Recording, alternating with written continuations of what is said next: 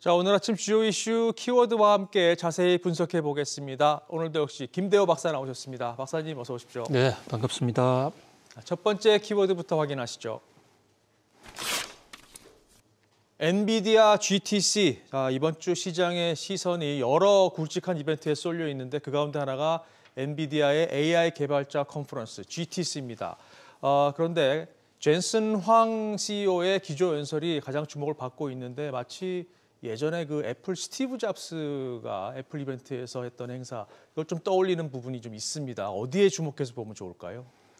예, 엔비디아 GTC라는 게요, GPU 테크놀로지 컨퍼런스인데 이게 생긴 지는 상당히 오래됐습니다. 그런데 그동안에는 그야말로 듣보잡 회의였습니다. 네. 아무도 관심 가지지 않는 게임 회사들의 잔치였어요. 잘 아시는 대로 이 GPU는 게임 전용으로 만든 겁니다. 원래 CPU라는 게 이 반도체를 움직이는, 그러니까 컴퓨터를 움직이는 핵심 반도체, 그러니까 센트럴 프로세스 유닛이라고 해서 인텔 등이 주도를 해왔던 건데, 젠슨 황은 AMD라는 회사에 근무하다가 그 회사에서 견디지 못해서 동료들과 함께 새로 창업을 해서 엔비디아라는 회사를 만들었거든요. 그런데 이제 이 젠슨 황이 CPU라는 센트럴 프로세스 유닛을 가지고는 인텔이나 자기가 있던 AMD하고는 경쟁할 자신이 없다. 그래서 좀 더 값싸고 좀 더 쉽게 만들 수 있는 GPU로 전환을 한 겁니다. 이 GPU는 이 컴퓨터의 계산 속도는 굉장히 느리고 고도의 계산을 하기는 상당히 어려워요. 네. CPU보다도 성능이 많이 떨어지는데, 다만 이것을 병렬 방식으로 연결하면서 동시에 많은 양을 계산할 수 있다. 이래서 게임 같은 경우에 적도 있고 아군도 있고 탱크도 있고 하늘을 나르는 로켓도 있고, 이러다 보니까 여러 물건들이 동시에 나와서 같이 교전을 하는 그런 GPU를 만들었고, 그 GPU는 게임하는 사람들 그들만의 리그였습니다. 그런데 이게 2022년에 올트만이 오픈 AI에서 생성형 AI, 생성형 인공지능이라는 것을 출시를 해서 상당한 진보를 보였는데, 이 생성형 AI에 들어가는 반도체가 모두 GPU였다. 또 엔비디아의 GPU를 거의 대부분 쓰고 있는데요. 당시 이 오픈 AI의 올트만이 GPU가 이렇게 AI에는 아주 핵심과 같은 생명체다, 이런 얘기를 하면서 이후로 엔비디아의 GPU가 주목을 받게 된 것입니다.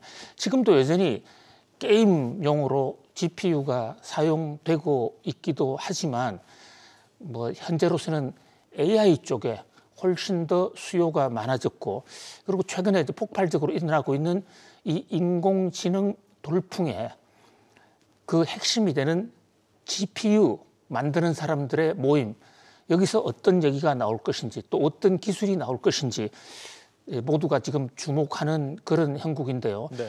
오늘 밤부터 이제 시작이 돼서 젠슨 황이 기조 연설을 하고, 또 여러 가지 협력사들, 이게 원래 개발자 회의거든요.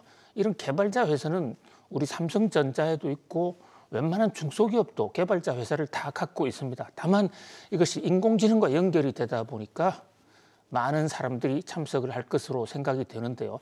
30만 명이 참석한다고 그러지만 이것은 엄청나게 과장된 것이고요. 인터넷으로 연결하면 30만 명이 될 수도 있다, 이런 얘기입니다. 실제 참석 인원은 한 10,000명 정도 내외가 될 것으로 보여집니다. 어쨌든 이 GPU가 앞으로 추가로 더 개발될 수 있을 것인지, 특히 중요한 것은 지금 GPU가 엔비디아로서는 현재 만들고 왔던 GPU는 후발업체들인 AMD 등이 지금 따라오고 있는데 거기서 자신만의 그런 B100으로 완전히 우뚝 설 것인가? 뭐 그렇게 되면 엔비디아 주가는 더 올라갈 수가 있을 것으로 보입니다. 네. 또 하나 새로 만든 제품이 기술력의 격차도 기존 제품보다 훨씬 크고 또 가격도 합리적이냐. 그래서 반도 차세대 칩 B100에 관심이 많이 모아져 있고요.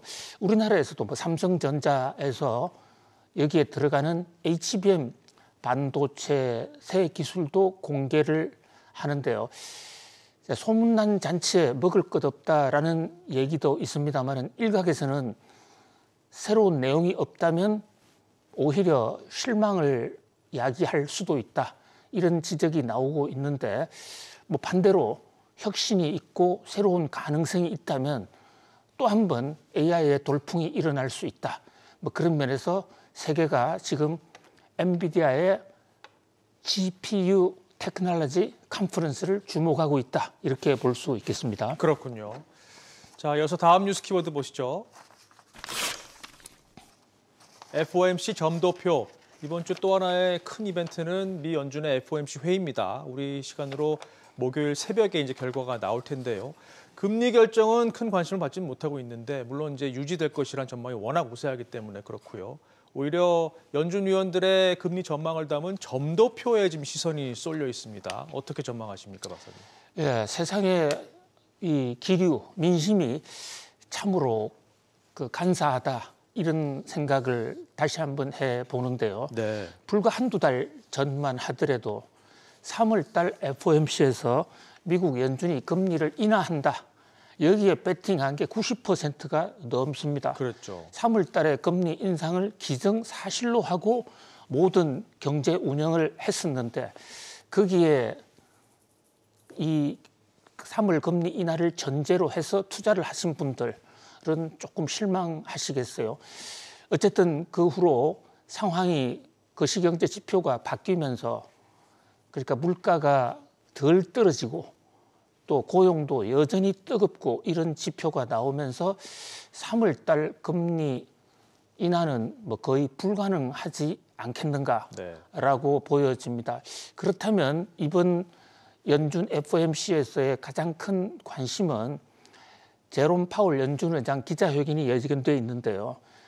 그동안에 금리 인하를 강력히 사실 바람을 피워왔던 제롬 파월 연준 의장이 어떻게 말을 거두어 드릴 것인가, 또 앞으로 전망을 어떻게 할 것인가, 이런 대목, 그다음에 정책 성명서, 그다음에 세 번째가 바로 점도표란 건데요. 사실 점도표도 일반 이 소비자들이나 일반 국민들은 알 필요도 없는, 과거에는 어느 누구도 주목하지 않았던 통계입니다.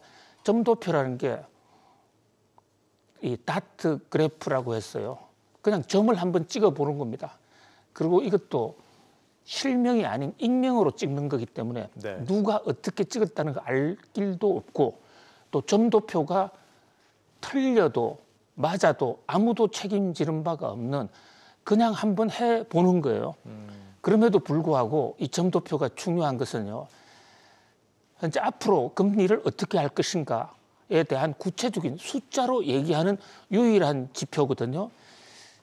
점도표는 3개월에 한 번씩 발표하는데 지난 12월 달에 나온 점도표의 그 상한선이 중간값이 4.75였어요. 네. 그러면 현재 지금 금리가 5.50이니까 4.75까지 떨어진다라는 얘기는 올해 3번 인하할 수 있다.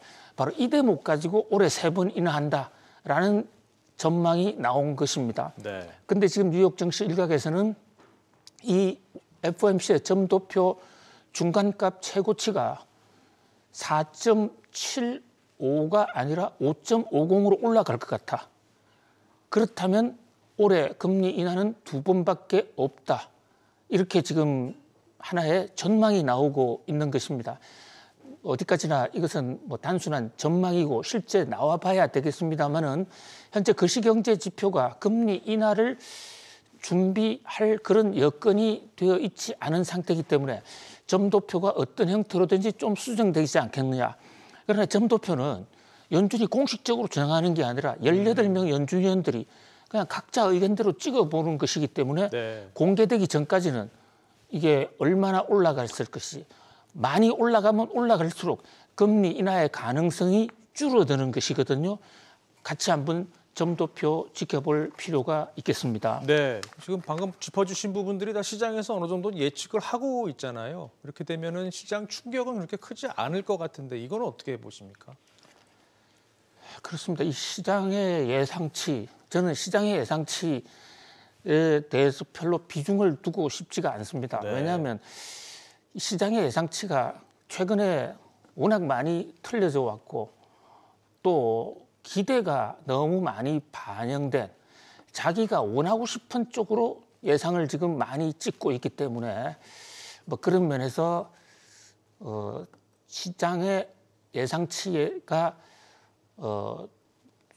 어떤 절대의 교범이 될 수가 없다. 다만 시장의 예상치를 우리가 참고하는 것은 뉴욕 증시가 이 FOMC 예상치, 시장의 예상치를 보고 그동안에 투자를 해왔고 그런 것이기 때문에 이 FOMC 기대에 대한 전망에 대한 예상이 어긋났을 경우에는 주가가 단기적으로 크게 출렁일 수 있다. 그런 관점에서 시장의 예상치를 좀 볼 필요가 있다 이렇게 보는데요. 특히 뭐 이를테면 FOMC의 그 전망이 현재 지금 복잡한 점도표를 하나만 말씀드렸는데요. 올해 이제 중간값만 나오는 게 아니라 내년 중간값, 네. 내후년 중간값까지 있습니다. 그런 걸 자세히 뜯어보면 구체적인 디테일을 좀 시장의 기대치와 비교해가면서 알 수 있지 않을까 네. 이런 생각을 해봅니다. 네, 목요일에 박사님께 또 부탁을 좀 드려야 될 것 같습니다. 자, 계속해서 다음 뉴스 키워드 보시죠. 일본 피벗. 일본은행은 오늘부터 금융정책회의를 엽니다. 내일 결과가 나올 텐데요. 여기서 우리가 주목하는 이유는 과연 17년 만에 금리를 올릴 것이냐 이런 관측이 좀 강해지고 있기 때문입니다. 자, 만약에 올린다면 이 엔화를 비롯해서 큰 변화가 예상되죠. 네, 결론적으로 말씀드리면 한국 경제 입장에서는 일본이 빨리 피벗을 하는 게 우리나라 금융시장 안정에 매우 도움이 될 것으로 보입니다. 그렇군요. 금융시장뿐만이 아니라 우리나라 기업들의 수출에도 일본의 지금 비정상적인 마이너스 금리 이것은 한국에게 상당히 지금 부담이 되고 있거든요. 네. 자, 일본은행 오늘부터 이틀간 우리나라의 금통위에 해당하는 금융정책회의를 합니다. 그런데 갑자기 이 일본은행의 금융정책회의와 관련해서 피벗이라는 얘기가 나오게 된 게 니혼게이자의 일본경제신문의 보도 때문인데요. 자, 피벗이라는 게 완전히 방향을 전환한다 이런데 니혼게이자 신문의 보도를 보면 현재 지금 일본의 기준금리는 마이너스 0.1이거든요. 네. 세계에서 유일하게 마이너스 금리를 쓰는 아주 이상한 나라입니다.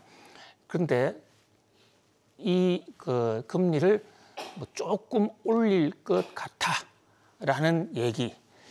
자, 지금 마이너스 0.1이 0이 되거나 또는 0.1이 되어봤자 뭐 그 차이는 커져도 0.2%포인트 아주 낮은 수준입니다만은 네. 그러나 일본은행이 계속해서 마이너스 금리로 유지해 왔던 그런 통화 정책에 견주어 본다면 17년 만에 이제 처음으로 금리 인상을 한다.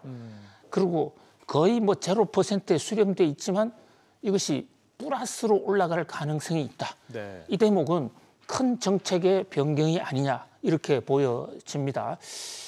자, 이 대목과 관련해서 가장 크게 주목을 끌고 있는 것은 미국 달러화인데요. 미국 달러화를 산정을 할 때 일본 엔화와 유로화 등을 가중 평균하고 있거든요. 네. 일본이 피벗을 해서 일본이 금리를 올리면 일본 통화량이 가치가 상승합니다. 그러면 상대적으로 미국 달러가 좀 약세가 돼요. 그러네요. 그렇다면 우리나라 통화가 강세로 갈 수 있는 현재 지금 우리나라 환율은 너무 많이 올라서 우리나라 통화 가치가 굉장히 약해져 있는 그런 상황인데요.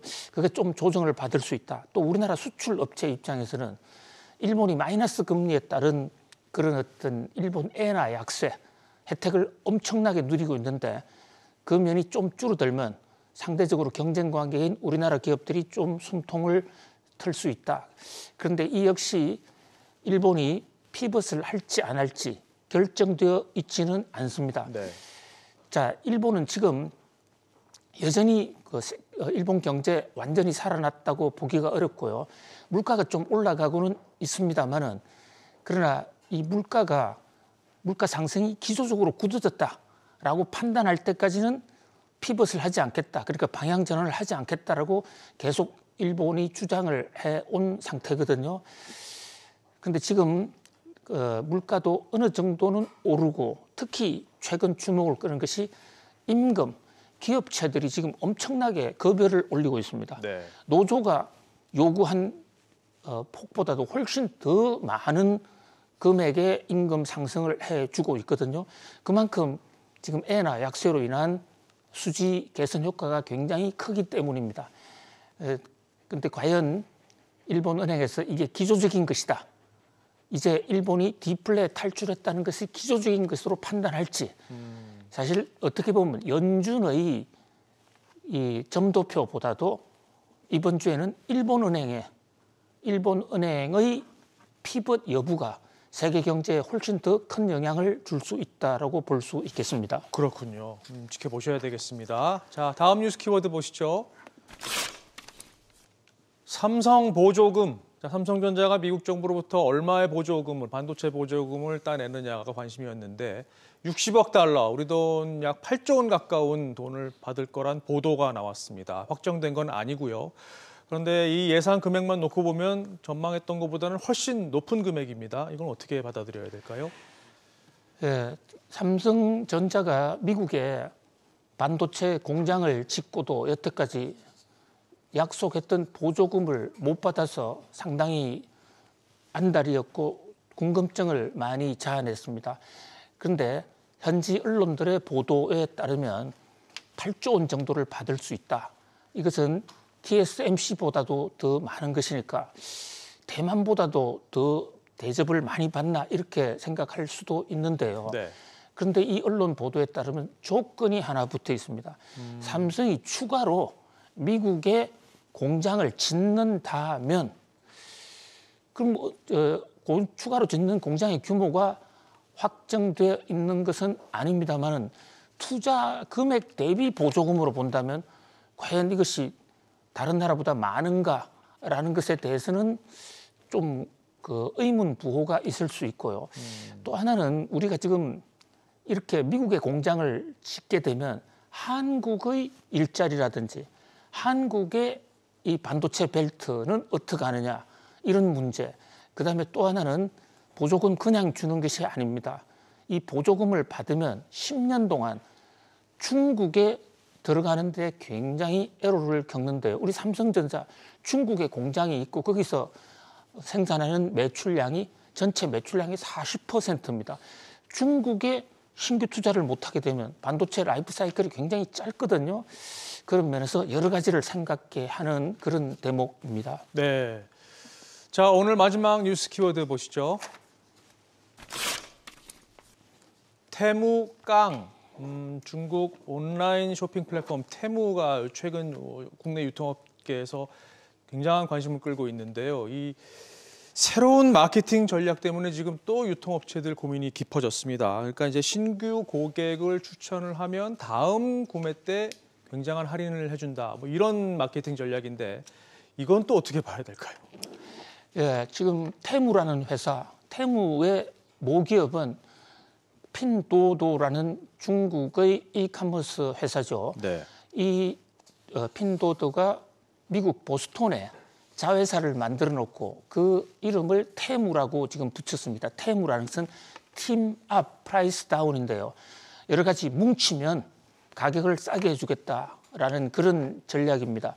지금 미국에서 앱 다운로드 1위를 기록하고 있고 전 세계적으로 아주 돌풍을 일으키고 있는데요. 싼 가격, 거기다가 지금 테무깡이라는 제도, 고객 소개시켜주면 할인 쿠폰을 주는 이런 얘기입니다. 이런 어떤 마케팅 전략 하나하나를 우리가 시비 삼기는 어렵습니다만은 이 대목에서 느껴지는 것은 중국의 이 이커머스를 통한 세계 지배 전략, 그런 면에서 우리나라 기업들은 왜 이런 전 세계적인 이커머스를 만들지 않느냐, 좀 안타까운 대목이고요. 또 이렇게 순간에 5,000원, 3,000원 이런 깡에 사실상 그 이용을 당하는 그런 소비자들의 어떤 이 구매 패턴, 이런 것도 과연 이것이 그 소탐대실이 될 수도 있지 않는가를 한번 생각해 볼 그런 어떤 중대한 지금 전환점이다, 이렇게 볼 수 있겠습니다. 네, 그렇군요. 자, 오늘 짚어본 뉴스 키워드 다시 한번 보실까요? 엔비디아, GTC, FOMC 점도표, 일본 피벗, 삼성 보조금, 그리고 테무깡까지 짚어봤습니다. 박사님, 오늘도 도움 말씀 고맙습니다. 감사합니다.